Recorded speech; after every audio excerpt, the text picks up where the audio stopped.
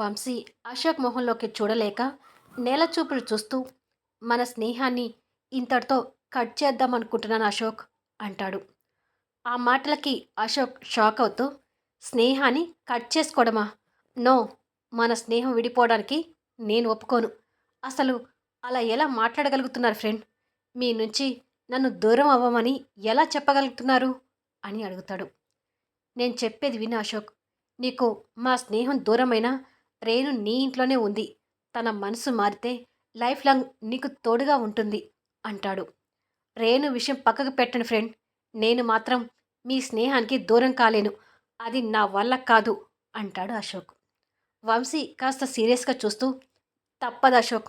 ఇక నుండి మీతో స్నేహం చేయాలని నేను అనుకోవడం లేదు అంటాడు. దానికి అశోక్ కూడా కాస్త సీరియస్గా చూస్తూ, మీరిలా మాట్లాడుతున్నారని నేను ఇప్పుడే దివ్య దగ్గరికి వెళ్ళి చెప్తాను. మన స్నేహం విడిపోవటానికి మీరు ఒప్పుకున్నా దివ్య మాత్రం ఒప్పుకోదు. నాకు నా స్నేహితురాలి మీద నమ్మకం ఉంది అని అక్కడి నుంచి వెళ్ళబోతుండగా డోర్ దగ్గర నుంచి క్యారియర్తో దివ్య నిలబడి ఉంటుంది. మరి దివ్య సమాధానం ఏంటి అనేది ఫుల్ వీడియోలో చూడండి.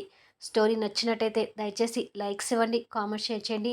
అలాగే మీ ఫ్రెండ్స్ కూడా ఛానల్ని షేర్ చేస్తూ సపోర్ట్ చేయండి.